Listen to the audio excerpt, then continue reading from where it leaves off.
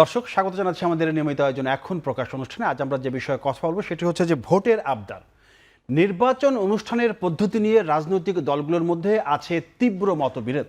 জুলাই সনদ বাস্তবায়নে গণভোট হবে নাকি তা পরবর্তী জাতীয় সংসদে যাবে এ নিয়ে রয়েছে বিভক্তি। তবে এনসিপি চায় নতুন সংবিধানের জন্য গণপরিষদ নির্বাচন। বিএনপি বলছে এই মুহূর্তে গণপরিষদ নির্বাচনের বাস্তবতা নেই। এদিকে পিআর ইস্যুতে জামায়াত বলছে গণভোটে পিআর সমাধান হলে নির্বাচনে যাবে তারা। আর বিএনপি বলছে পিআরের ধোঁয়া তুলে যারা নির্বাচন ভণ্ডুল করতে চায় তাদের অপরাজনীতি রুখে দেবে দেশের জনগণ। নির্বাচন কমিশন যখন জোরে সোরে ভোটের প্রস্তুতি নিচ্ছে তখন জামায়াত বলছে চাপের মুখে দুর্বল অবস্থান নিতে বাধ্য হচ্ছে নির্বাচন কমিশন। মোটামুটি এসব বিষয় নিয়ে আজ আমরা কথা বলতে চাই। আমি আমার স্টুডিওতে যাদের পরিচয় করে দিচ্ছি, যারা এসেছেন এই মুহূর্তে প্রথমে রয়েছেন কাজী মোহাম্মদ মাহবুব রহমান, অধ্যাপক রাষ্ট্রবিজ্ঞান বিভাগ, ঢাকা বিশ্ববিদ্যালয়। রয়েছেন হাসান মাহমুদ, সিনিয়র সাংবাদিক এবং কলামিস্ট। এবং আরও একজন অতিথি যোগ দিবেন, হান্নান মাসুদ। তিনি কিছুক্ষণের মধ্যে হয়তো আমরা তাকে পেয়ে যাব। আমরা শুরু করতে চাই অনুষ্ঠান। আমি শুরুতে যেতে চাই মাহবুব রহমান আপনার কাছে। সেটা হচ্ছে মানে নির্বাচন কোন পদ্ধতিতে হবে সেটা নিয়ে এখন বেশ সরগরম। একটা সময় ছিল নির্বাচন ডিসেম্বর হবে না, ফেব্রুয়ারিতে হবে না, মার্চে হবে। মোটামুটি এখন বোঝা যায় যে নির্বাচন ফেব্রুয়ারিতেই হচ্ছে। এখন পদ্ধতি নিয়ে একটা বিতর্ক শুরু হয়েছে যে পিআর পদ্ধতি হবে নাকি আমাদের যে ওয়েস্টমিনিস্টার পদ্ধতি সেটাতে হবে। জামায়াত আজকে একটা কথা বলেছে যে পিআর ইস্যুতে তারা বলেছে যে গণভোটে নির্ধারণ হবে যে এটা পিআর পদ্ধতি হবে নাকি আগের নিয়মেই যাবে। তাদের একটা জরিপ বলছে তার 70% জনগণ নাকি পিআর পদ্ধতিতে চায়, এরকম তাদের দাবি। কিন্তু বিএনপি আবার বলতেছে না, এই পিআর পদ্ধতির এই একটা ধোয়া তুলে আসলে নির্বাচন যে ভণ্ডুল করার যে অপরাজনীতি সেটা শুরু হয়েছে। আপনার মন্তব্য জানতে চাচ্ছি। আপনাকে অসংখ্য ধন্যবাদ এবং আমার সহ আলোচক মামুন ভাইকেও ধন্যবাদ, দর্শকদেরকে ধন্যবাদ জানাই। বিষয়টা হলো পিআরে আলোচনা তো অনেকদিন ধরে চলছে। অনেকদিন বলবো যে খুব এটা একটা পিকে আসছে গত 2-3 মাস যাবৎ আলোচনায়। শুরুর দিকে একটু হয়েছিল, এরপরে যে আপনি এখন যেটা বলেন শুরুর দিকে ছিল, এখন আবার মাঝখানে ছিল না, মাঝখানে ছিল, এখন আবার আসছে। তো পিআর যে কোনো রাজনৈতিক দল সরকারের কাছে বিভিন্ন ধরনের দাবি দাওয়া উপস্থাপন করতেই পারে, এটার রাজনৈতিক দলের রাইটস আছে। কিন্তু কোন দাবি দাওয়ার সরকার বাস্তবায়ন করবে, কিভাবে বাস্তবায়ন করবে, এইটা কিন্তু নাগরিক ইস্যু, সরকারের সাথে নাগরিকের সম্পর্কের ব্যাপার। আচ্ছা, সরকারের সাথে নাগরিকের সম্পর্ক তৈরি হওয়ারও নানান পদ্ধতি আছে। ধরেন আমরা সংস্কারের ব্যাপারে যে আলোচনা করেছি এবং সংস্কারের ক্ষেত্রে এই যে বিভিন্ন সংস্কার কমিশন গঠন করার মধ্য দিয়ে ঐক্যমত্য কমিশনে পৌঁছলাম, যে প্রক্রিয়ায় এই ঐক্যমত্য কমিশন আলাপ আলোচনাগুলো করলো সেই প্রক্রিয়াটা কিন্তু ছিল প্রত্যেকটা পার্টির জন্য সিঙ্গেল ভোট, মানে সবার কিন্তু কোনো ওয়েটেড ভোট না। মানে প্রত্যেকে ধরেন আপনি 39 নম্বরের যে পার্টিটা তারও কিন্তু এক ভোটই ছিল ঐক্যমত কমিশনের, টিক চিহ্ন দিয়েছে, সবাই টিক মার্ক দিয়েছে, আপনি কি একমত বা দ্বিমত বা আংশিক মত। আসলে তো বাংলাদেশে প্রায় 150-200 দল আছে, আর এখন তো 5 আগস্টের পরে আরও অনেক দল তৈরি হয়েছে, আপনারা দেখেছেন। সব দলের ইম্পর্টেন্স তো সোসাইটিতে একরকম না, এটা আমরা সবাই জানি। কিন্তু সংস্কার কমিশন থেকে শুরু করে এই 5 আগস্টের পরে দলগুলোর মানে বাংলাদেশে যত দল আছে মোটামুটি সব দলেরই যারা 5 আগস্ট কেন্দ্র করে কর্তৃত্ববাদের বিরুদ্ধে ছিল তাদের সবারই সমান ওয়েট তৈরি হয়েছে। এর ফলে সবাই মনে করে যে কোনো প্রক্রিয়ায় তার দাবি দাওয়াগুলো উপস্থাপন করতে পারছে। কিন্তু এইটা তো আসলে আমরা একটা ঐক্যমত্যের ভিত্তিতে যাচ্ছি, আমরা দেখতেই পাচ্ছি এটা ঐক্যমত্যের ভিত্তিতে। তো পিআর নিয়ে কিন্তু ঠিক ঐক্যমত্য কমিশনের সিদ্ধান্ত সেভাবে আসে নাই, এবং নির্বাচন কমিশনও আবার বলছেন তিনি সংবিধান অনুযায়ী করবেন, এই কথা কিন্তু আমরা শুনেছি। যদি এই দুইটা কথাকে আমি ভিত্তি ধরি, একটা হলো 5 আগস্টের পরে আমরা আমাদের যত সংস্কারগুলো হয়েছে সব সংস্কারের ক্ষেত্রে কিন্তু ঐক্যমত্য কমিশন অনুযায়ী যাচ্ছি। তো সেখানে আমরা জানি যে পিআর নিয়ে কোনো ঐক্যমত্য নাই। আর দ্বিতীয়ত হলো যে সংবিধান যদি মেনে চলে, মানে বর্তমান সংবিধান মেনে চলে যদি তিনি নির্বাচন করতে চান, যিনি নির্বাচন কমিশন আর প্রধান নির্বাচন কমিশনার যেভাবে বললেন, এটা যদি আমরা ধরে নিই, আমরা তো এটা তাদের কথাই ধরবো অফিসিয়াল। এদিক দিয়ে প্রধান উপদেষ্টা যে ফেব্রুয়ারির মধ্যে নির্বাচন করতে চেয়েছেন, এই 3টা বিষয়কে যদি আমরা একসাথে করি তাহলে দেখা যাচ্ছে কিন্তু অফিসিয়াল আলোচনায় কিন্তু পিআরটা নাই। এখন রাজনৈতিক দলগুলো তো পিআর আলোচনা আনতেই পারে। এখন এটা অফিসিয়ালি আগে আপনি সংস্কারের ঐক্যমত্য কমিশনে আনবেন, সরকারের আলাপ আলোচনায় আনবেন, অথবা নির্বাচন কমিশনের আলাপ আলোচনায় আনবেন, তখন এটা কিন্তু আপনি গণভোটে দিবেন না সেই প্রশ্ন আসে। সেক্ষেত্রে আবার রাজনৈতিক দলগুলো ঐক্যমত্য লাগবে। এখন পিআরের অনেক লিমিটেশন আছে। সবচেয়ে বড় লিমিটেশন কি জানেন, যে আলোচনা আমরা করি না একদম। জি, পিআর হওয়ার কারণে আমরা কিন্তু এমনি এখন 300 সংসদ সদস্য নিয়ে খুব বিব্রতকর অবস্থায় থাকি, এবং এই 300 সংসদ সদস্যকে আমরা অনেকটাই নিয়ন্ত্রণ করতে পারি না। যারাই ক্ষমতা আসে দেখে তারা নিয়ন্ত্রিত থাকেন না। এখন আমাদের যদি যে সংসদ সদস্য আমরা নিজেরা নির্বাচিত করি দেখে শুনে, তারপরেও কিন্তু সে আমাদের কথা শুনে না। এখন দল থেকে যখন আপনি সেই সংসদ সদস্যকে দিবেন, তখন কিন্তু দলের প্রথমত হলো আমরা স্বৈরাচারের বিরুদ্ধে লড়াই করছি। আমার কাছে মনে হচ্ছে পিআরের মাধ্যমে দলের প্রধানদের একটা স্বৈরাচারী পরিস্থিতি তৈরি হবে, কারণ তারাই তো ঠিক করে দিবেন কোন কনস্টিটিউয়েন্সিতে কে হবেন। এটা তার নাগরিকের ভোটের উপরে চয়েসের উপর নির্ভর করছে না। এটা দলের নেতার আবার নতুন করে স্বৈরাচারী হয়ে উঠবে। 2 নম্বর হলো, আপনি দেখবেন আমাদের দেশে কিন্তু মানে অন্তত 100 দল হবে, আরও বেশি হবে, 150 দল হবে যারা নির্বাচন করবে, কিন্তু তারা 0.33% নিচে ভোট পাবে। যদি 0.34 নিচে না মানে ভোট পায়, সে কিন্তু কোনো রিপ্রেজেন্টেশন থাকবে না। আচ্ছা। তা আপনি পিআরের মাধ্যমে যে যুক্তিটা দেন, সবার প্রতিনিধিত্ব থাকবে, কোনো প্রক্রিয়ায় সবার প্রতিনিধিত্ব সম্ভব না। আপনি দেখবেন 3-4টা দল যারা আসলে 1%-এর কাছাকাছি ভোট পাবে, বা আমি যেটা বললাম ন্যূনতম 0.34 যারা পাবে, তারাই শুধুমাত্র একটা আসন নিয়ে সংসদে ঢুকতে পারবে। তো এই যে বাকি যারা ভোটটা পেলো, তাদের ভোট কিন্তু নষ্ট হবে। সুতরাং ভোট নষ্ট হওয়া থেকে কিন্তু আমরা আটকাতে পারছেন না, পিআরের মাধ্যমেও। আর 2 হলো, আপনি একটা স্বৈরাচারী রাজনৈতিক নেতা দলের নেতাকে চরম স্বৈরাচারী অবস্থা নিয়ে যাবেন। আসবো। আপনি একটু যেতে চাই হাসান মামুন আপনার কাছে। তার আগে আমাদের সাথে যোগ দিয়েছেন হান্নান মাসুদ, তাকে পরিচয় করে দিচ্ছি। হান্নান মাসুদ, আপনার কাছে আমি আসবো। আমি যেতে চাই একটু হাসান মামুন আপনার কাছে। সেটা হচ্ছে যেটি বললো যে এই পিআর পদ্ধতি আরও স্বৈরাচারী পদ্ধতি, আরও স্বৈরাচার হয়ে যাবে, এটা কি ঠিক আছে? একমত আপনাদের সাথে? পিআর নিয়ে কিন্তু নানা রকম এক্সপিরিয়েন্স আছে। আচ্ছা। দুনিয়ার অনেকগুলো দেশে পিআর পদ্ধতি আছে, বিভিন্নভাবে আছে। সবার এক্সপিরিয়েন্স কিন্তু একরকম না। আমাদের তো কোনো এক্সপিরিয়েন্স নাই পিআরের, তাই না? পিআর নিয়ে সুশীল সমাজে একটা আলোচনা ছিল, আমার মনে পড়ে 18 ইলেকশনের আগে একজন অর্থনীতিবিদ এই আলোচনাটা এনেছিলেন, সম্ভবত ডক্টর নজরুল ইসলাম প্রথম আলোতে লিখেছিলেন, উনি সেমিনারেও বক্তব্য রেখেছিলেন। এরপর গণ অভ্যুত্থানের পর এটা সামনে এসছে। এবং পিআর নিয়ে একটা জিনিস পরিষ্কার করে বলা উচিত, জামায়াতে ইসলামী যেভাবে চাচ্ছে যে গোটা নির্বাচনে, অর্থাৎ উচ্চকক্ষ নিম্নকক্ষ দুটোতেই, অন্য কোনো পক্ষ কিন্তু নিম্নকক্ষের কথা বলছে না, এমনকি আমি যদ্দূর জানি এনসিপিও বলছে না। ঐকমত্য কমিশনেরও প্রস্তাব ছিল যে উচ্চকক্ষে। তো উচ্চকক্ষে বিএনপি শর্ত সাপেক্ষে পিআর মেনে নিয়েছে, তাই না? তো এক ধরনের ঐকমত্য আছে উচ্চকক্ষের ব্যাপারে, এক ধরনের। আমার একটা মনে হয় যে এই পর্যায়ে আলাপ আলোচনা করে যে জায়গায় আমরা এসেছি, প্রথমে তো হচ্ছে যে নির্বাচন নিয়েই অনিশ্চয়তা ছিল জনমনে, এখন সেটা দূর হয়েছে। আচ্ছা, নির্বাচনের সময়সীমা, ডেডলাইন যেটাকে আমরা বলি, এটাও নির্ধারণ হয়েছে, কোনো অপশন নাই যে এর মধ্যে অথবা ওর মধ্যে, তাই না? প্রধান উপদেষ্টা জোরালো অবস্থান নিয়েছেন। এই যে লাস্ট যে রাজনৈতিক দলগুলোর সঙ্গে বৈঠক হলো, সেখানে কিন্তু একাধিক দিন তার প্রেস থেকে বলা হয়েছে, প্রেস সেক্রেটারির তরফ থেকে বলা হয়েছে যে উনি নির্বাচনের ব্যাপারে দৃঢ়চিত্ত এখন, যে ওই সময়ের মধ্যেই হতে হবে যে কোনো মূল্যে, তাই না? নাহলে কি হবে এটা উনি বলেছেন যে গভীর বিপজ্জনক পরিস্থিতি তৈরি হবে। তো এটা আমরাও জানি যে বিপজ্জনক পরিস্থিতি আমাদের সামনে আছে যদি নির্বাচন না হয়। তো নির্বাচনের মাধ্যমে আমরা কি অর্জন করব এটা নিয়ে ডিবেট থাকতে পারে, কিন্তু নির্বাচনের ভেতর দিয়ে আমরা একটা স্থিতিশীলতার মধ্যে প্রবেশ করব, এই প্রত্যাশা কিন্তু জনমনে আছে। তো এই অবস্থায় আমি মনে করি যে পিআর শুধু না, যে কোনো বিষয় নিয়ে আমার মনে হয় যে এটা নিয়ে দীর্ঘ আলাপ আলোচনার সুযোগ, পরিসর, স্পেস যেটাকে আমরা বলি, সেটা কিন্তু এখন নাই জাতীয় এই সময় নাই। বরং নির্বাচন কমিশন রোডম্যাপ ঘোষণা করেছে, তারা তফসিলও ঘোষণা করবে, এবং তাদের কাজ কিন্তু শুরু হয়ে গেছে, তাই না? আজকে আচরণবিধি নিয়ে, সাংবাদিকদের আচরণবিধি নিয়ে বিতর্ক হয়েছে, এগুলো চলবে এখন। এবং নির্বাচন হতে যাচ্ছে জাতীয় নির্বাচন, এটা স্থানীয় নির্বাচনও না। মাঝে কিন্তু একটু বলা উচিত যে স্থানীয় নির্বাচন নিয়েও কিন্তু জটিলতা শুরু হয়েছিল, সেটা নিয়ে এখন আর কেউ কিছু বলছে না। হ্যাঁ, এখন গণপরিষদ নির্বাচন নাকি জাতীয় নির্বাচন, এই ডিবেটটা আছে। আর পিআর কি উচ্চকক্ষে হবে নাকি পুরোটাতে হবে, এই ডিবেটটা আছে।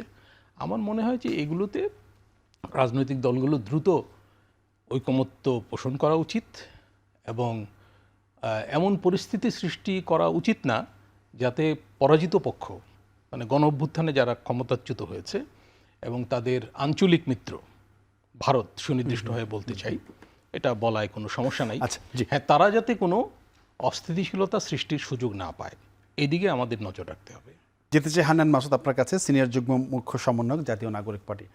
মাসুদ ভাই, সেটা হচ্ছে যে পিআর নিয়ে আমরা কথা বলছিলাম, তার আগে একটু বলি যে ফেব্রুয়ারিতেই নির্বাচন মোটামুটি বলা যায়, এটাই তারিখ আর কি। ফেব্রুয়ারি কয় তারিখ হবে সেটা এখন আমরা জানি না। এটা একদম রাষ্ট্রের সর্বোচ্চ পর্যায় থেকে সব রাজনৈতিক দল এটা মোটামুটি বিশ্বাস করছে যে ফেব্রুয়ারিতে নির্বাচন হবে। কিন্তু আপনাদের অবস্থান ছিল যে বিচার, সংস্কার, গণপরিষদ নির্বাচন, উচ্চ কক্ষ, এটা নিয়ে আপনাদের অনেক ডিবেট ছিল। আপনারা এখন কোন অবস্থানে আছেন? আবার কিছুদিন আগেও আপনারা বলেছিলেন যে নির্বাচিত ফেব্রুয়ারিতে নির্বাচন হবে না, এমন বক্তব্য ছিল। সেটা অনেক আগে, সপ্তাহ 2-3 আগে সম্ভবত। এখন আপনাদের অবস্থানটা কোন জায়গায়? ধন্যবাদ সহ আলোচকদেরকে। আমাদের আগের যে অবস্থান ছিল আমরা এখনো সেই অবস্থানেই আছি। আচ্ছা, আর একটু সুন্দর করে বলতে গেলে আমাদের এভাবে বলা হয়নি যে হচ্ছে ফেব্রুয়ারিতে ইলেকশন হবে না, কিন্তু কেন হবে না হওয়ার পূর্ব শর্ত হিসেবে দেওয়া হয়েছে যে এই দাবিগুলো পূরণ না হলে হবে না, আমাদের দাবি।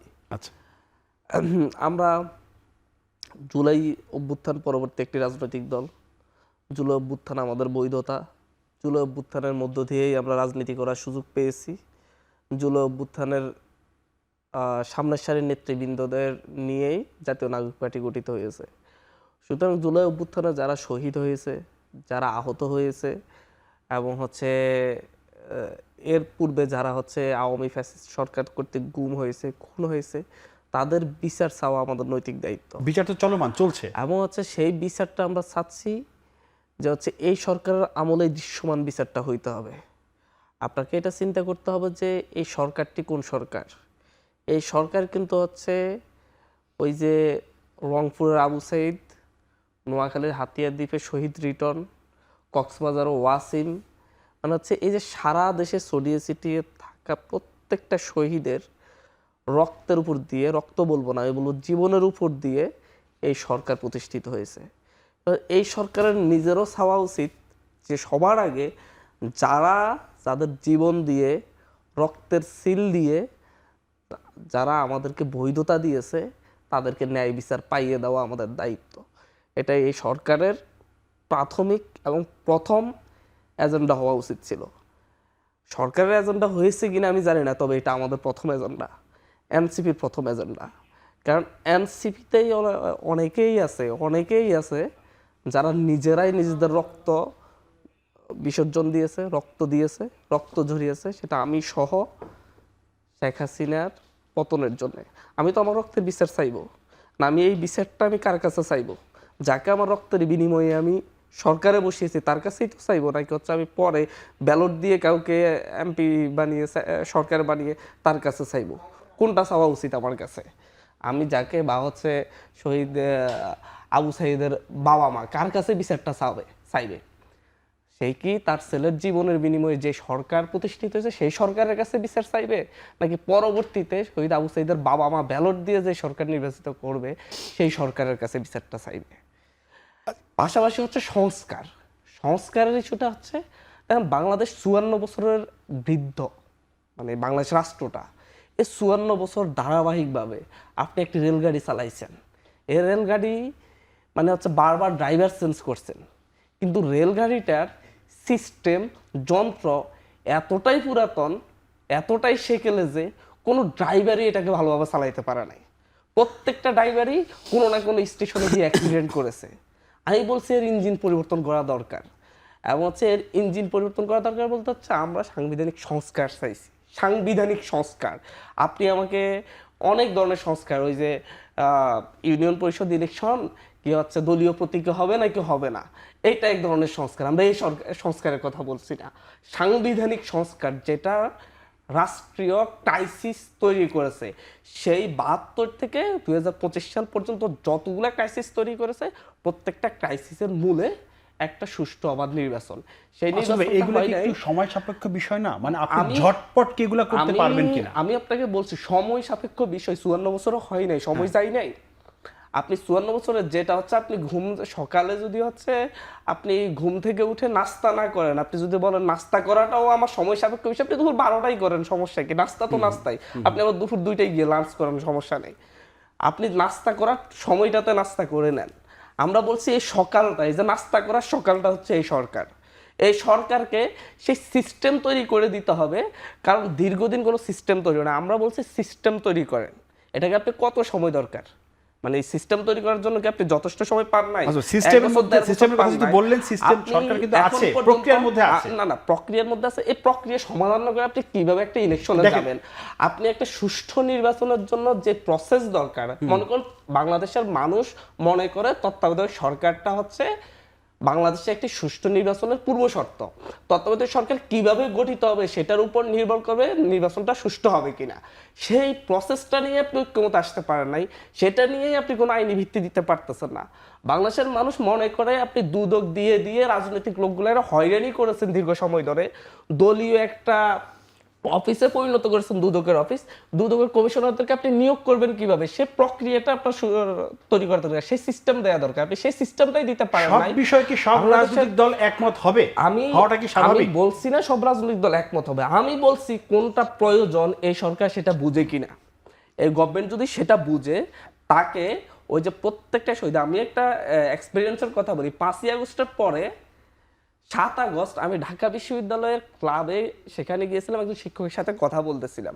সেই জায়গায় এতটুকুন বাচ্চা স্ট্যান্ডার্ড 1-এ পড়ে, নার্সারিতে পড়ে, ওরা জামাই রং মাখা অবস্থায় ওরা এসে আমার সাথে ছবি তুলতেছিল। ওদেরকে জিজ্ঞাসা করছিলাম তোমরা কি করে আসছো? ওরা দেয়ালে লিখে এসেছে ওদের দাবিগুলো, ওরা কি চাই। আপনি প্রত্যেকটা দেয়ালের লেখনগুলো এই সরকারের দায়িত্ব, এই সরকারের দায়িত্ব। নট হচ্ছে আমি পরবর্তী ব্যালটে কাকে নির্বাচিত করবো তা না, সে তার যে ইশতেহার দিবে সেই ইশতেহার পূরণ করা তার দায়িত্ব। এই সরকারের ইশতেহার এই সরকার তৈরি করে নাই, এই সরকার ইশতেহার তৈরি করে দিয়েছে স্কুল কলেজের বাচ্চা শিক্ষার্থীরা, এবং হচ্ছে যারা আন্দোলনে জীবন দিচ্ছে তারা প্রত্যেকে রক্ত দিয়ে তাদের ইশতেহার তৈরি করেছে, সেই ইশতেহার বাস্তবায়ন করবে, মানে সেই সংস্কারগুলো সরকার করবে, করে সরকার ইলেকশনে যাবে। সেই ইলেকশনটা করার প্রক্রিয়া পূর্ব শর্ত হিসেবে আপনাকে সাংবিধানিক শর্ত, এই যে জুলাই সনদ নামে যে সনদটা তৈরি করা হচ্ছে, এটা তো একটা ওই যে 3 জোটের রূপরেখার মতো একটা কাগজ। আজকে এখানে পানিতে ভিজিয়ে গিলে খেয়ে ফেলেন সে। জুলাই সনদের বিরতির পরে সে কথা বলি। জি মাসুদ ভাই, বিরতির পরে এসে বাকি আলোচনা করব। ধন্যবাদ। দর্শক, একটা বিরতি নিচ্ছি, ফিরছি শিগগিরই, আশা করি সাথেই থাকবেন।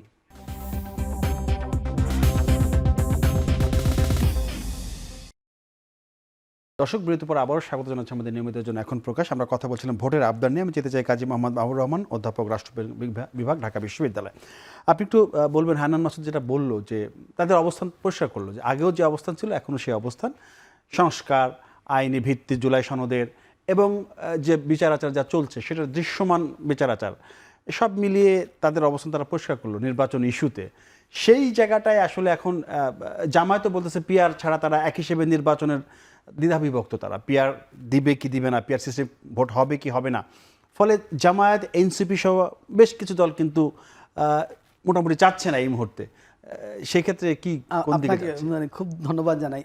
আমি এখন ফেসবুক ঘেটে দেখলাম যে এখন টেলিভিশনে জানুয়ারি মাসে বলছিলাম বিচার, সংস্কার এবং নির্বাচন, তখন কিন্তু বলছি বিচার, সংস্কার আর নির্বাচন জানুয়ারি মাসে।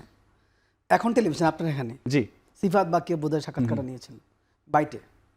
তো আমরা তো আসলেই প্রথম থেকেই ভাবছিলাম যে বিচারটা ন্যূনতম লেভেলের যেটা বিচার আছে, আপনি বিচার করার তো সময় 40 বছর পর্যন্ত করতে পারবেন, আবার 1 বছরে করতে পারবেন, 6 মাসে করতে পারবেন। বিচারের কিছু ক্রাইটেরিয়া আছে, আমাদেরকে একদম মানে সব কিছুতে যে বুঝ দিতে চান দিতে পারবেন না। আপনি ধরেন আপনার মধ্যে 50টা মামলা আছে, একটা মামলার রায় কি সাক্ষী গোপাল দিয়ে মানে রায় নিয়ে আসা, আমি বলছি না দোষী করা, আমি বলছি রায় নিয়ে আসতে পারেন না আপনি, কিন্তু কোনো মামলাই আলোর মূল দেখছেন না।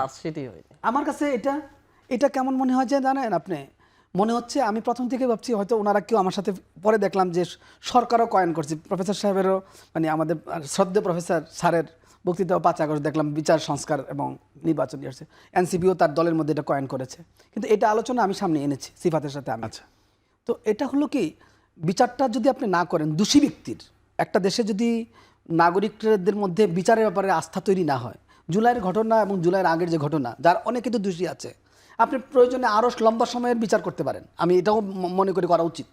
বিচার যদি একটা দেশের তৈরি না হয়, সেই দেশে কিন্তু আপনি সুশাসনের দিকে যেতে পারবেন না, আপনি বাকি যে কাজগুলো করতে চান। সংস্কারের ব্যাপারটা কেন আসলো? আপনি 54 বছরে মানে আসলে যে শব্দটা নিয়ে আসলো যে বৃদ্ধ বাংলাদেশ, এটা কিন্তু কথাটা 54 বছর কিন্তু কম সময় না। মোটামুটি মানে আমরা 50 বছর পার করেছি। মানে এখন তো মানব জীবনের দিকে তারা তাকালে আমরা কিন্তু বৃদ্ধ বয়সে যাচ্ছি। 54 বছরে আপনি দেখেন বারবার কর্তৃত্ববাদ ফিরে আসবে কেন? এই যে গত সপ্তাহে বা এর আগের সপ্তাহে আমি একটা লেখা লিখছি, বাংলাদেশ গণতন্ত্রে বারবার হোঁচট খায় কেন? বারবার কেন আপনার এই একই আন্দোলন আপনাকে করতে হবে? টেকসই গণতন্ত্র কত দূর সেটাই। আরেকটু আপনাকে বলি, ধরেন এই যে বোধহয় অগাস্টের দিকে বলছিলাম, অগাস্টের শেষের দিকে বণিক বার্তায় বলছিলাম যে এক সাক্ষাৎকারে যে জাতীয় পার্টিকে তো আপনি আলাপ আলোচনা আনলেন না। জাতীয় পার্টি কিন্তু 2 বার স্বৈরাচারী শাসন প্রতিষ্ঠা করছে বাংলাদেশে। তারা আলাপ আলোচনা আনলেন কত পরে? 1 বছর পরে। তাহলে আসলে এটা কি? আপনি জাতীয় পার্টি কিন্তু 91তেই বাংলাদেশে নিষিদ্ধ হওয়া দরকার ছিল, কারণ স্বৈরাচারী সরকার প্রতিষ্ঠা করছে সে। আপনি আরও 15 বছর কষ্ট করলেন জাতীয় পার্টিকে নিয়ে। এখন বাংলাদেশের রাজনৈতিক দলগুলোতে আমরা 91তে দেখলাম তাদের যে কী ভিশন, এমটা কি, এটা কিন্তু ক্লিয়ার ছিল না, হয় নাই। এইবারও যে 24-এর পরে এরকম থাকবে যে বাংলাদেশ রাষ্ট্র গঠন করা। আপনি যে এই সমস্যাগুলো পড়ছেন, এগুলো জাতীয় পার্টি ইস্যুও না, আওয়ামী লীগ ইস্যু না, ইস্যুটা কি জানেন? রাষ্ট্র গঠন করা যায় নাই। রাষ্ট্র যদি আপনি গঠন করতে পারতেন তাহলে 2014 সালের কোনো প্রক্রিয়ায় আওয়ামী লীগে নির্বাচন করতে পারে না। জাতীয় পার্টিও এই ধরনের সমর্থন দিয়ে, মানে শুধুমাত্র জাতীয় পার্টি এবং আওয়ামী লীগ জোট হয়ে আমাদেরকে 15 বছর কষ্ট দিতে পারে না। তো এবং 24-এর প্রয়োজন হয় না আমাদের। তো আমরা আসলে ভবিষ্যতেও 24 চাই কি না সেই প্রশ্নে কিন্তু সেটেল করতে পারতাম সংস্কারের মাধ্যমে, যে কারণে আমরা বারবার সংস্কারের কথা বলে আসছি। কিন্তু সংস্কারের এই আমার বক্তব্যটা ছিল এই জায়গাতে, আপনি যদি আর 2-1 মিনিট সময় দেন, সংস্কারের যে ইস্যুগুলো নিয়ে ধরেন আপনি, আমি দেখলাম আলী রিয়াজ স্যার এবং আমার একটা সাক্ষাৎকার বিডি নিউজ ছাপিয়েছে, সেখানে দেখলাম ওরা কোট করেছে 9.5 ইস্যুতে ঐক্যমত্য। এটা আরও 2-3 মাস 4 মাস আগে। তো 9টা 9:30 বা 10টা ইস্যুতে একমত হওয়ার জন্য আপনি 1 বছর সময় লাগাবেন? আপনি তো সেপ্টেম্বরে শেষ করতে পারেন, অক্টোবরে শেষ করতে পারেন। রাজনৈতিক দলগুলো আপনি বসে কিন্তু এটা কমপ্লিট করতে পারতেন কোর্স। আপনি এটা একটা ডালা শাখা প্রশাখা তৈরি করলেন। এটা ভিশনটা অন্যরকম থাকতে হবে। আপনাকে রিসেন্টলি একটা এক্সাম্পল দিই, কয়েক জায়গায় বিভিন্ন কারণে যাওয়ার কারণে দেখছি যে যারা ক্ষমতা কাঠামো, আমি এই কথাটা বারবার বলে আসতেছি গত 1 বছর যাবৎ, এটাতে কোনো পরিবর্তন নাই, এটা কেউ পিক করছে না। ক্ষমতা কাঠামোর পরিবর্তন ছাড়া কোনো স্বপ্ন বাস্তবায়ন সম্ভব না। ক্ষমতা কাঠামোর পরিবর্তন কি? আপনি যাদেরকে ক্ষমতা কাঠামো পুনর্গঠন করছেন তারা সকলেই ছিল গত 15 বছর 90% অলমোস্ট নিরপেক্ষ লোক। নিরপেক্ষ লোক মানে হলো তারা আওয়ামী লীগের বিরুদ্ধে কোনো কথা বলতে পারে না ভয়ে, অথবা তাদের কাছে সুবিধা নেওয়ার জন্য। সেই লোকগুলোকে টেনে গর্ত থেকে বের করে এনে আপনি যোগ্য লোক সার্চ করছেন। যোগ্য লোক 15 বছর যে লোক কর্তৃত্ববাদের বিরোধিতা করছে সে যোগ্য হবে কীভাবে? সে তো কর্তৃত্ববাদ থেকে সব জায়গায় বঞ্চিত। আপনি বড় বড় ডিগ্রি চাচ্ছেন, বড় বড় ডিগ্রি ওই লোকটা অর্জন করবেন, সে তো রাস্তায়, সে তো মামলা মোকদ্দমা ফেস করতেছে। আপনি খুঁজলেন কাকে? ওই সাধারণ ওই লোকটাকে, যে লোকটা কর্তৃত্ববাদের সাথে ঠিক সেভাবে পদ নাই, কিন্তু কর্তৃত্ববাদের সব বেনিফিট নিয়ে 15 বছর চলছে।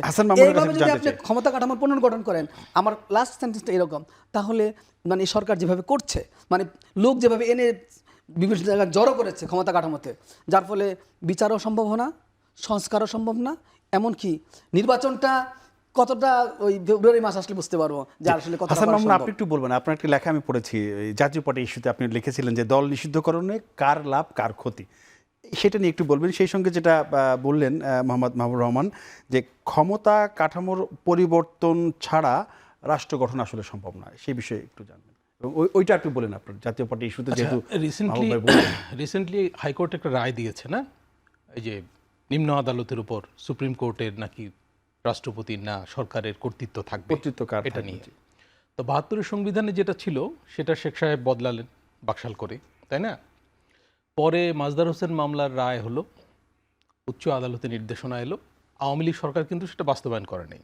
আচ্ছা, পরে বিএনপি সরকারও কিন্তু বাস্তবায়ন করে নাই, 111 সরকারও করে নাই, এবং এরপর তো আওয়ামী লীগের 15.5 বছরের শাসনে তো বাস্তবায়নের প্রশ্নই নাই, তাই না? এটা আবার হাইকোর্ট কিন্তু সামনে এনেছে।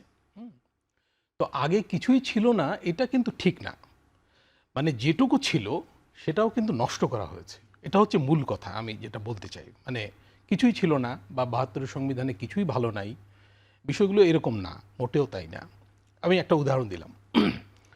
আর এই যে রাষ্ট্র গঠনের যে বিষয়টা, রাষ্ট্র গঠিত হবে কিভাবে? আমরা তো জুডিশিয়ারিকে আলাদা করলামই না, এবং নিম্ন আদালতকে রেখে দিলাম সরকারের কর্তৃত্বের মধ্যে। ফলে ওই যে জামিন পাবে কিনা, এটা হচ্ছে সরকারের সিদ্ধান্তের ব্যাপার, এটা যাদের সিদ্ধান্তের ব্যাপার না, এটা এখন পর্যন্ত সত্য। তো এই রায় বাস্তবায়ন হবে কি না জানি না এই সরকারের আমলে। 3 মাসের মধ্যে তো একটা সচিবালয় করার কথা রায় আছে, হাইকোর্টের রায়। যাক, সেটা আমরা দেখব।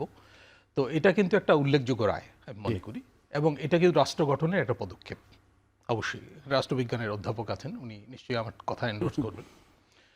তো এক নম্বর কথা। 2 নম্বর কথা হচ্ছে আপনি কি বললেন যেন, যে জাতীয় ওই যে পার্টি জাতীয় নিষিদ্ধ, পার্টি, দল হ্যাঁ, নিষিদ্ধকরণে জাতীয় কার লাভ পার্টি। কার ক্ষতি? আচ্ছা, জাতীয় পার্টি দেখেন ইন্টারেস্টিং হচ্ছে, জাতীয় পার্টি গণ অভ্যুত্থানে আমরা তখন স্টুডেন্ট ঢাকা ইউনিভার্সিটির, আমরা তো এরশাদ বিরোধী মুভমেন্টে ছিলাম। তো আমরা দেখলাম জাতীয় পার্টি কিন্তু বেশ কোণঠাসা অবস্থায় নির্বাচনে অংশ নিল, কিন্তু 35 আসন পেল, এবং এরশাদ সাহেব জেল থেকে নির্বাচিত হলেন 5টা সিটে। 5টাতে তিনি জিতেছেন, ঠিক আছে, রংপুরে। জি, আচ্ছা, তো উনি বললেন যে জাতীয় পার্টি তখনই নিষিদ্ধ হওয়া উচিত ছিল। এইটা একটা প্রশ্ন, যে নিষিদ্ধ হবে কি হবে না। নির্বাহী আদেশে তো নিষিদ্ধ করাই যায়, আইন আছে ইত্যাদি, তাই না, যেটা জামাতকে করা হয়েছিল। তো আওয়ামী লীগকেও কার্যক্রম নিষিদ্ধ করা হয়েছে, আইন বলে তো করাই যায়। আমি বলছি কি, যে রাজনৈতিক প্রক্রিয়ায় একটা মানে ক্ষতিকর দলকে কোণঠাসা করা, রাজনৈতিক প্রক্রিয়ায় তাকে এলিমিনেট করা বা তাকে প্রান্তিক করা, এটা হচ্ছে জরুরি। মানে এই কিভাবে? কাজটা কিন্তু রাজনৈতিক প্রক্রিয়াটা কিভাবে? এই কাজটা কিন্তু হয়নি, যে কারণে জাতীয় পার্টি ওই 91 ইলেকশনে আমার যদ্দূর ধারণা 13% ভোট পেয়েছিল, 12 সামথিং ভোট হ্যাঁ। পেয়েছিল। হ্যাঁ, জামাতের ভোট এবং জাতীয় পার্টির ভোট সমান ছিল। মানে একটা গণ আন্দোলনে উৎখাত হলো যে দল, সেই দল নির্বাচনে কোণঠাসা অবস্থায় অংশ নিল। আমরা তখন জানি জাতীয় পার্টি 35 তারা আসন সমাবেশ করতে পেল। পারতো না। জি, আমরা তখন মানে রীতিমতো তরুণ, আমরা তো সব ফলো করছি, কিন্তু তারা, এবং আমার মনে হয় যে তারা যদি ফেয়ার ইলেকশন পেত, ফেয়ার কোট অ্যান্ড কোট, তাহলে তারা কিন্তু আরও বেশি সিট পেত 91 সালে। তারপরে তো জাতীয় পার্টি নিয়ে নানা রকম খেলাধুলা হলো, তত্ত্বাবধায়ক সরকার আন্দোলনেও তারা পার্টিসিপেট করলো, তারা একবার বিএনপির সঙ্গে গেল, একবার পরে তো আওয়ামী লীগের সহযোগী হলো, তাই না, এবং 3টা নির্বাচনে তারা বিভিন্নভাবে সহযোগিতা করলো, কোনো সন্দেহ নেই। আবার তারা কিন্তু গণ অভ্যুত্থানের সময় তাদের অবস্থান কিন্তু একটু পাল্টালো। আমরা তখন জিএম কাদের সাহেবের কিছু বক্তব্য দেখেছি, হ্যাঁ, এবং এই সরকার গঠনে কিন্তু জাতীয় পার্টির অংশগ্রহণ ছিল। ইন্টারেস্টিং, আমার যদ্দূর মনে পড়ে যে সেনানিবাসের যে বৈঠক হয়েছিল, সেখানে জাতীয় পার্টির লোকজন জয়েন করেছিল, এবং এই যে সংস্কার আলোচনার শুরুতে কিন্তু একাধিক বৈঠকে জাতীয় পার্টি দাওয়াত পেয়েছিল। পরে এই হান্নান মাসুদদের আপত্তিতে জাতীয় পার্টিকে বাদ দেওয়া হয় প্রক্রিয়া থেকে। তার মানেটা হচ্ছে যে সব কিছু অগোছালোভাবে হয়েছে আমাদের, এবং গণ অভ্যুত্থানটা এটা এত অর্গানিক ছিল, স্বতঃস্ফূর্ত ছিল, যে একটা কোটা বিরোধী আন্দোলন, মানে আমি বলবো যে প্রান্তিক দাবিতে আন্দোলন, তাই না। কত শতাংশ লোক সরকারি চাকরি করে, তাই না, সরকারি খাত তো চাকরি দেয় না, চাকরি দেয় বেসরকারি খাত। তো সেটার জন্য আন্দোলন হচ্ছিল, সেটা এমনভাবে হাসিনা দমন করতে চাইলেন যে এটা অন্যদিকে চলে গেল, যেটা আমরা তিউনিসিয়ায় দেখেছি, যে একজন ভেন্ডারকে রাস্তায় তাকে উচ্ছেদ করা হয়েছিল, চাঁদার ইত্যাদির বিষয় ছিল, সে নিজেকে অগ্নিদগ্ধ করলো এবং সেখান থেকে তিউনিসিয়ায় হলো। এখন কিন্তু এই মুহূর্তে ইন্দোনেশিয়া কিন্তু অগ্নিগর্ভ, এবং সেখানে একই ঘটনা, সেখানে আন্দোলন চলছে। হ্যাঁ, একজন ওই যে ড্রাইভার বোধহয় উবার ড্রাইভার, সে পুলিশের গাড়িতে হয়েছে, মারা গেছে, এবং অগ্নিগর্ভ। সেখানেও কিন্তু একই অবস্থায়, যে অর্থমন্ত্রীর বাসভবন লুট হয়ে গেছে, তাই না, ছাত্র জনতার অভ্যুত্থান হচ্ছে, এবং ওখানে কিন্তু একটা নির্বাচিত সরকারটা 1 বছরও বয়স হয়নি। এই সরকার কিন্তু এখন একটা সাংঘাতিক পরিস্থিতির মধ্যে। কারণটা হচ্ছে ওখানে অর্থনৈতিক জীবনে এত সংকট, কর্মসংস্থানহীনতা, ওখানে মূল্যস্ফীতি, বৈষম্য, সাংঘাতিক অবস্থা, এবং এই যে ট্রাম্পের যে টেরিফ, সেই ব্যাপারটাও আছে। তো যাই হোক, তো ওইখানে নির্বাচিত সরকারের বিরুদ্ধে, শ্রীলঙ্কায় কিন্তু নির্বাচিত সরকারের বিরুদ্ধে গণ অভ্যুত্থান হয়েছে, এটা কিন্তু হাসিনা সরকার ছিল না, তাই না। সুতরাং আমি মনে করি হান্নান যেটা বললেন যে আমাদের ওনাদের প্রত্যাশা নাই নির্বাচিত সরকারের কাছে, আমার কিন্তু প্রত্যাশা আছে। প্রত্যাশাটা ওইখানে যে গণ অভ্যুত্থানের পরে যে সরকারই আসুক নির্বাচনের মাধ্যমে, ফেয়ার ইলেকশনের মাধ্যমে, সেই সরকার কিন্তু এই যে ইন্দোনেশিয়ার পরিস্থিতির মুখোমুখি হতে পারে, যদি মানুষের আর্থসামাজিক জীবনের সংকটটা যদি অ্যাড্রেস করতে না পারে, যদি বৈষম্য সৃষ্টি করে। ওখানে কিন্তু বৈষম্য হয়েছে, ওখানে লোকজন বলছে যে আমরা ট্যাক্স দিচ্ছি, কিন্তু ট্যাক্সের টাকা যাচ্ছে হচ্ছে 580 জন সংসদ সদস্যের, তাদের ভাতা অনেক বাড়ানো হয়েছে। আচ্ছা, আচ্ছা। তো আমাদের এখানেও যদি এই যে আজকে একটা খবর আছে যে কি শতাধিক গাড়ি কেনা হচ্ছে, এই সরকারি সিদ্ধান্ত নিয়ে যাচ্ছে। তো যাই হোক, এইগুলো যদি চলতে থাকে, তাহলে বাংলাদেশেও কিন্তু সেই রকম সিচুয়েশন হতে পারে। যাবো একটু, জি। হ্যাঁ, আপনার কাছে ফলে সরকার, একটা নির্বাচিত সরকার হলেই সে স্বৈরাচার হয়ে যাবে, এই পরিস্থিতি বোধহয় বাংলাদেশে আর নাই। এটা কিন্তু গণ অভ্যুত্থানের মাধ্যমে ডিসাইডেড এই হয়ে বক্তব্যের গেছে। সাথে হান্নান মাসুদ একমত কিনা যে নির্বাচিত সরকার আসলেই মানে স্বৈরাচার হয়ে যাবে কিনা? আমি বলতে চাই যে নির্বাচিত সরকারের সময়েও আমাদের কিন্তু গণতন্ত্র, সমানাধিকার এবং বৈষম্য বিরোধী যেসব পদক্ষেপ কাম্য, সেগুলোর জন্য লড়াই অব্যাহত রাখতে হবে। লড়াইটা কিন্তু এই সরকারের আমলে শেষ হচ্ছে না। হান্নান হোসেন, এটা নিয়ে একটু মন্তব্য করবেন, সেই সাথে একটু বলবেন যে 5 আগস্ট পরবর্তী সব রাজনৈতিক দল মিলে যে ঐক্যবদ্ধ যে টেকসই গণতন্ত্র, টেকসই বাংলাদেশ যে স্বপ্ন আপনারা দেখিয়েছিলেন, আমরাও দেখেছিলাম আপনাদের সাথে সেই স্বপ্ন বাস্তবায়ন তো কত দূরে আসলে? সেই সাথে হাসান মামুন যে কথা বললেন যে নির্বাচিত সরকার মানেই কি স্বৈরাচার হয়ে যাবে কিনা, যে সেই জায়গাটা একটু পরিষ্কার করবেন। দেখেন যে হচ্ছে ইতিহাস কি বলে নির্বাচিত সরকার স্বৈরাচার হয় কি না। এই যে 91 থেকে 96 বিএনপি সরকার ক্ষমতায় ছিল, 96-তে কেন আবার হচ্ছে এই ধরনের সংঘাত তৈরি হইল? 1 থেকে 6 মানে এই ধরনের জনভিত্তি নিয়ে সরকার গঠিত হলো। তারপরে কেন 7-8 সালে সেনা শাসন আসলো, কেন হচ্ছে নির্বাচন নিয়ে এত অনাস্থা তৈরি হলো। একইভাবে 2008 সালে 2 বছরের দীর্ঘ সংগ্রামের পরে যে একটা আকাঙ্ক্ষিত ইলেকশন হলো, সেই ইলেকশন পরবর্তী 5 বছরে এই দেশে রাজনৈতিক সংঘাত এবং হচ্ছে শেখ হাসিনা স্বৈরাচার হয়ে যাওয়ার মূল ভিত কেন রচিত হলো? বাস্তবতা হচ্ছে আপনি যদি কাঠামো ঠিক না দেন, আরও সুন্দর করে কথা বলতে গেলে আপনি যদি ইঞ্জিনটা ধ্বজাভঙ্গ দেন, সেখানে যত ভালো ড্রাইভারই বসান, পথে পথে এটা অ্যাক্সিডেন্ট করবে, ট্রেন পথে পথে আপনার হচ্ছে ব্রেক ফেল করবে। বাংলাদেশটা সেভাবেই করতে বিষয়টা হচ্ছে যে দেখেন, আপনি যে বললেন যে কাঠামোগত, কিন্তু 91 থেকে যে নির্বাচনগুলো হলো, মাঝখানে আবার ঝামেলা হলো।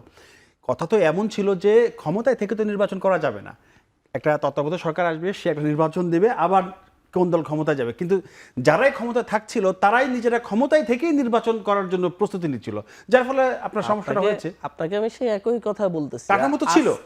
আজকে বিএনপি ভাবতেছে তারা নিশ্চিত ক্ষমতায় যাচ্ছে, যার কারণে সাংবিধানিক পরিবর্তনের মৌলিক 9টা বিষয়ে সে ছাড়া আর বাকি সকল রাজনৈতিক দল একমত। কিন্তু বিএনপি যদি জামাতের জায়গায় থাকতো, জামাত যদি বিএনপির জায়গায় থাকতো, ঠিক এর উল্টোটাই হইতো।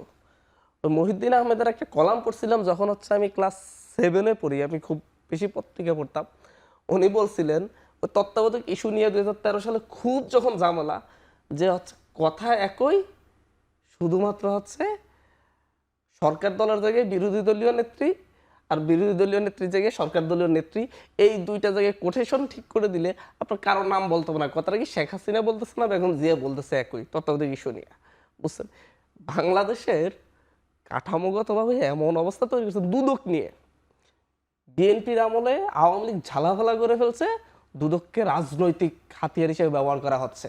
আবার এটাকে সংস্কার করা দরকার। এখন হচ্ছে না? বিএনপি এখন কি হচ্ছে কিনা? আমি আবার বলতেছি, আওয়ামী লীগের আমলে বিএনপি আবার ঝালাফালা করে ফেলছে, যে হচ্ছে দুদককে রাজনৈতিক হাতিয়ার হিসেবে ব্যবহার করছে। এখন এসে আমরা যখন বলতেছি রাজনৈতিক হাতিয়ার হিসেবে যেন ব্যবহার করা না যায়, সেই কাঠামোগত সেন্স করে আসেন, এখন বলতেছে না, এটা নির্বাহী বিভাগের হাতে থাকতে হবে, না হয় নাকি নির্বাহী বিভাগের ক্ষমতা কমে যাবে। কারণ বিএনপি এখন মনে করতেছে তারা ক্ষমতায় চলে যাচ্ছে, তারা এখন হচ্ছে পরবর্তীতে যেই একটু তার বিরুদ্ধে লাগবে তাকে দুদক দিয়ে সাইজ করতে হবে। আগামী 5 বছর অন্তত আমি সাইজ করতে পারবো, তারপরে যা হওয়ার হবে। বিএনপি তো বড় দল, তারা তো মনে করতেই পারে আমরা ভোট বেশি পাবো, আমরা ক্ষমতায় যাব। এই যে আমাদের বাংলাদেশের সংকটটা সেই জায়গায়। আচ্ছা, কেউ রাজনৈতিক ব্যক্তি হয়ে উঠে নাই। আপনার আমাকে শুরু থেকে আপনি আমাকে 5 আগস্টের পর থেকে আপনি হান্নান মাসুদ দুর্নীতিবাজ, দুর্নীতিবাজ করতে করতে মানে এটাকে প্রতিষ্ঠিত করতে আপনি এমন কিছু নাই যেটা খরচ করেন অভ্যুত্থানের নেতাদের পিছনে, এমন কিছু নাই। মিডিয়া বলেন, এস্টাবলিশমেন্ট বলেন, সব খরচ করছেন। আপনি দেখান মানে হচ্ছে কোথায়, মানে হচ্ছে কোথায় গিয়ে হান্নান মাসুদ 5 পয়সা দুর্নীতি করছে বা করছে। বাট আপনার যত এস্টাবলিশমেন্ট আছে, আপনার যত তৃণমূল আছে, যত নেতাকর্মী আছে, প্রত্যেকের 1 লাইন করে লেখা আছে।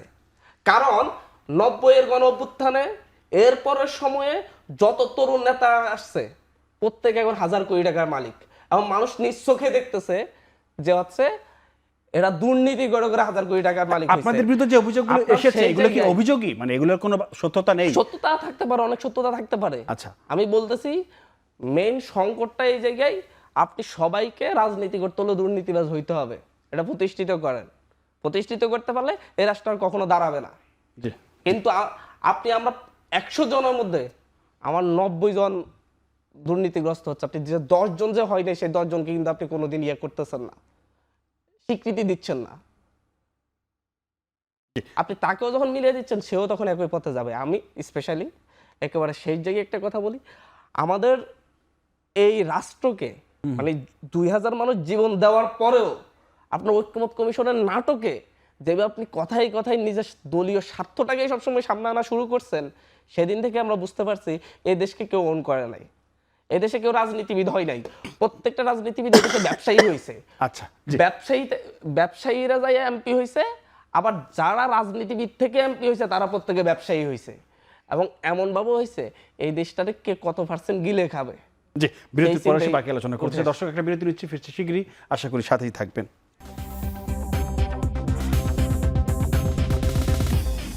জি দর্শক, বিরতির পর আবারও স্বাগত জানাচ্ছি আমাদের নিয়মিত আয়োজন। আমরা কথা বলছিলাম ভোটের আবদার নিয়ে। আমি আবারও যেতে চাই কাজী মোহাম্মদ মাহবুবুর রহমান আপনার কাছে। সেটি হচ্ছে যে বিরতির আগে হান্নান মাসুদ একটা কথা বললো, ব্যবসায়ীরা এমপি হয়, আবার রাজনীতিবিদরা পরে ব্যবসায়ী হয়ে যায়।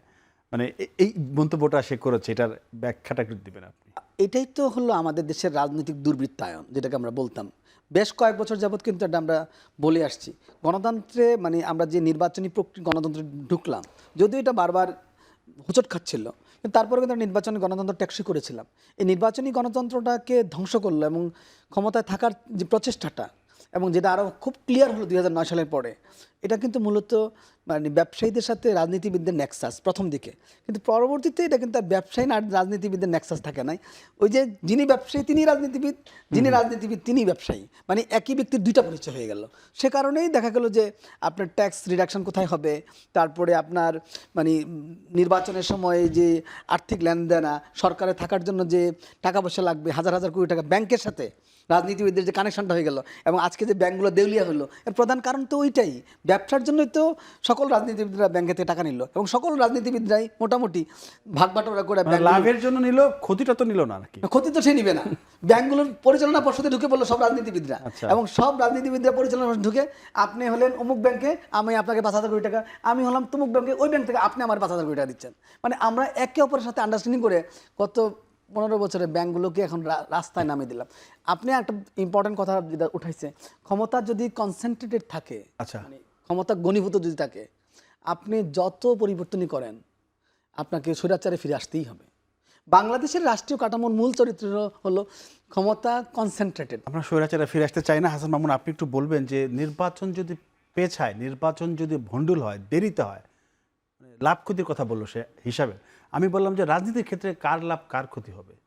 না, নির্বাচন তো পেছানোর কোনো সুযোগ নাই, তাই না? অনেক তর্ক বিতর্কের পরে একটা সময়সীমা ঠিক হয়েছে। হ্যাঁ, এর মধ্যে নির্বাচনটা হতে হবে।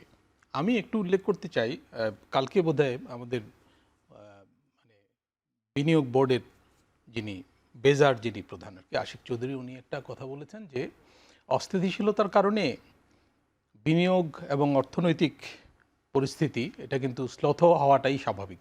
উনি একটা চিত্র বলেছেন যে গণ অভ্যুত্থানের পরে 3 মাস এফডিআই কমেছে, তারপরে ধীরে ধীরে বেড়ে একটা জায়গায় এসছে, কিন্তু সেটাও স্যাটিসফ্যাক্টরি না। তো আপনাদের চ্যানেলে তো আগে অর্থনীতি নিয়ে বেশি আলোচনা হতো, এখন একটু কম হচ্ছে, এটা আমার অভিযোগ। এটাই তো স্বাভাবিক যে হবে না। তো আমাদের অর্থনৈতিক পরিস্থিতি কিন্তু মানে এটা তুলতে গেলে একটা স্বাভাবিকতায় আসতে হবে, একটা শৃঙ্খলার মধ্যে আসতে হবে। এবং গণ অভ্যুত্থানের পরে যে একটা এলোমেলো অবস্থা হয়েছে, এটা কিন্তু কোনো অভিযোগ না, এলোমেলো অবস্থা হবে, এটাই স্বাভাবিক, সারা পৃথিবীতে হয়েছে। গণ অভ্যুত্থান খালি বাংলাদেশে হয়নি, তাই না? আরব বসন্তের কথা আমরা জানি, এবং আরব বসন্তের অভিজ্ঞতা কিন্তু অধিকাংশ ক্ষেত্রে খারাপ। সেখানে সামরিক স্বৈরতন্ত্র ফিরে এসছে, তাই না? এবং কোথাও কোথাও তো পরাশক্তির হস্তক্ষেপ ঘটেছে একাধিক দেশে, তাই না? তা আমাদের দেশে কিন্তু সে অনুযায়ী পরিস্থিতি এত খারাপ না, আমরা যতটা খারাপ বলছি। এবং এখানে প্রতিশোধ ইত্যাদিও কিন্তু যে মাত্রায় হওয়ার আশঙ্কা ছিল সে মাত্রায় কিন্তু হয়নি। এটা হয়তো আমাদের একটা জাতিগত ভালো বৈশিষ্ট্য আমি মনে করি। হ্যাঁ, তারপরও সরকারের দায়িত্ব ছিল এটা নিয়ন্ত্রণ করা, সরকার কিন্তু পারেনি। সরকার একটা দুর্বল সরকার। ডক্টর ইউনূসের সরকার সদিচ্ছা থাকতে পারে, কিন্তু তাদের সক্ষমতায় ঘাটতি আছে। এবং এই সরকারটা আমি তো বললাম যে এলোমেলোভাবে গঠিত হয়েছে, জাতীয় পার্টি অংশগ্রহণ করেছে এই সরকার গঠনে। ইন্টারেস্টিং, তাই না? এগুলো কিন্তু আমরা ভুলে যাওয়া উচিত না। তারপর হচ্ছে যে একটা প্রান্তিক দাবিতে আন্দোলন গণ অভ্যুত্থানের রূপ নিয়েছে, কারণ পরিস্থিতি অগ্নিগর্ভ ছিল। এখানে যে কোনো মানে ইস্যুতে কিন্তু এটা হাসিনার পতন হওয়াটা অনিবার্য ছিল। এখানে নানা পরাশক্তির ভূমিকা টুমিকা বলা হয়, থাকতেও পারে, থাকাটা অস্বাভাবিক না। কারণ আপনি ষড়যন্ত্র করে ক্ষমতায় থাকবেন 15.5 বছর, আপনার বিরুদ্ধে কিছু হবে না, ষড়যন্ত্র হবে না, এটা আশা করা তো ঠিক না। এটা হতে পারে, এটা হচ্ছে রাজনৈতিক বাস্তবতা।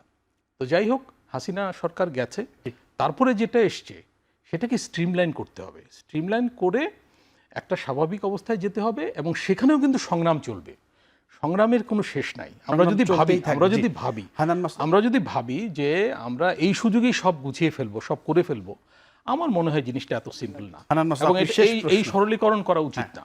সেটা হচ্ছে যে একটু ভিন্ন রকম প্রশ্ন। আমরা তো ভোটের আবদার নিয়ে কথা বলছিলাম, মানে 71 নিয়ে একটু আপনি বলবেন যে 71-এর যে চেতনা, সবসময় কথা আসে যে এই চেতনা বিক্রি করছে একটি দল, তারা সেই বিক্রি করার অভিযোগ তাদের বিরুদ্ধে আছে। ইদানিং আরেকটা অভিযোগ আছে যে 24-এর আত্মত্যাগ বিক্রির অভিযোগ আছে কারো বিরুদ্ধে, মানে কারো না, ধরেন আপনাদের বিরুদ্ধে, এনসিপির বিরুদ্ধে বলা হচ্ছে, কারো নাম আমি একদম অস্পষ্ট করে বললাম। সেই জায়গাটায় এই অভিযোগগুলো কেন? তাহলে কি আমরা যে পথে হাঁটতে চেয়েছিলাম সেই পুরনো পথেই কি আমরা হাঁটছি, নাকি নতুন কিছু পাওয়ার কথা ছিল সেটা পেলাম না? অভিযোগ তো অনেক কিছুই থাকবে। 71-এর চেতনা কি ছিল? সাম্য, মানবিক মর্যাদা, গণতন্ত্র। সাম্য, মানবিক মর্যাদা, গণতন্ত্র, যারা 71-এর চেতনা বিক্রি করছে তারাও দায়ী নেই, যারা 71-এর চেতনা বিক্রি করার চেষ্টা করেও পারে নাই তারাও দায়ী নেই। 24-এ আইসা আপনি সেই একই ধরনের, এখনো আমরা যেটি কথা বলতেছি, সাম্য, মানবিক মর্যাদা, গণতন্ত্র দরকার, সেটার জন্য এখনো কথা বলতেছি। আমরা এটাকে এখন 71, 24 দুইটার সাথেই আমরা চেতনা, দুইটারই একই চেতনার কথা বলছি, কিন্তু সেই ক্ষেত্রে বাধা কেন?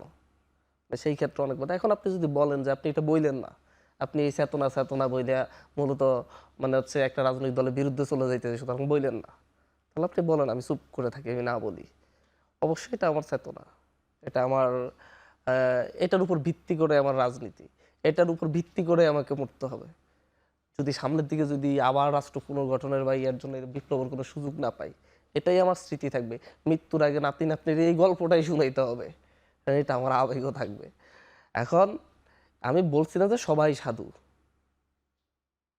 অনেক অপরাধী আছে, আমি নিজ চোখে জানি কারা অপরাধ করছে, দেখছি, অনেককে চিনি, জানি। এবং সেই জায়গায় যদি আপনি সবাইকে মিলাইয়া ফেলেন যে ঠিক আছে সবাই একই রকম, তাহলে সমস্যা। এই সমস্যা থেকে বাইর হওয়ার জন্য আমার মনে হয় এই যুগে সবচাইতে ভালো সুযোগ ছিল, সবচাইতে ভালো সুযোগ। মিডিয়া সবসময় শুধু দোষ খুঁজে বেড়াবে তা না, মিডিয়ার সুযোগ ছিল যে হচ্ছে যাদেরকে মিথ্যা দোষারোপ করা হচ্ছে সেটাও মানুষের সামনে তুলে আনা। নট এ সিঙ্গেল মিডিয়া, একটা মিডিয়া ওই কাজ করে নাই। এবং তারা দেখে যে নেগেটিভ প্রচারণাই খুব ভালো খায়, যত বেশি নেগেটিভ প্রচারণা হয় তত বেশি প্রচারণা, ওই প্রচারণাটাই মিডিয়া সবসময় ফিক অ্যান্ড চুজ করে।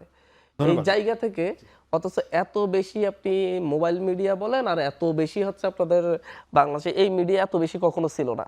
এই মিডিয়া দায়িত্ব পালন করলে আজকে এত কিছু নিয়ে আমাদেরকে ইয়ে করতে হইতো না।